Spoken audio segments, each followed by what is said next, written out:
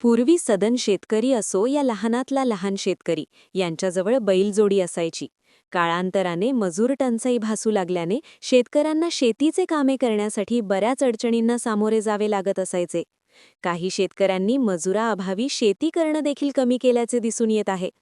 वर्षभर बैलजोडी वागणं शक्य नसल्याने व मजूर टंचाईमुळे शेतीचे काम करण्यासाठी आता यंत्रणा वापर शेतकरी करू लागलेला दिसून येत आहे. चोपडा तालुक्यात मोठ्या प्रमाणावर केळी लागवड केली जाते. लागवडीनंतर शेतातील कामे करण्यासाठी मजूर व बैलजोडीवर अवलंबून न राहता यंत्रणांच्या सहाय्याने कामे करताना दिसून येत आहे. एका यंत्रणाच्या सहाय्याने शेतीचे काम करताना वेळेची बचत व पैशाची बचत देखील होते आणि काम चांगले होत असल्याचे केळी उत्पादक शेतकरी शिवाजी पाटील यांनी सांगितले. कसलं पीक आहे आणि आपण सध्या शेतात काय काम करतायत? सर, आपण इथे शेतात केळी आहे, ते केळी वखरण्याचे काम चालू आहे. आपण यंत्रणाच्या साहाय्याने वखरणी करतायत, काय काय फायदा याच्यापासून? याचा फायदा आहे की मजूर मिळत नाही, भाऊ धाकल्याला जोडी लागत नाही आणि टाईमवर जोडी मिळत नाही आणि मजूर मिळत नाही.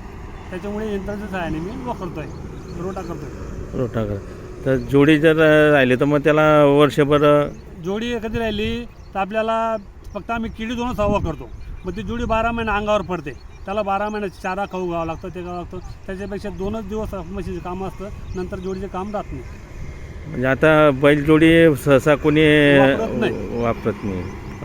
मजुराबाई मजूर मिळत नाही त्यामुळे मिळत नाही.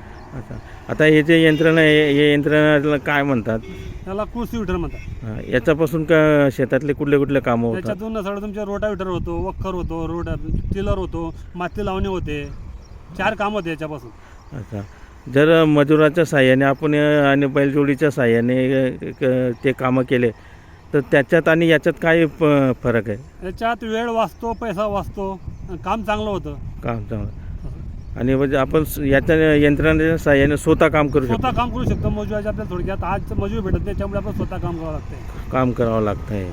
किती आहे दादा आपलं हे क्षेत्र? येतं शेतं माझ्याकडे सगळं 36 बिघे, 4 एकर लावलेली केळी लागली वगैरे.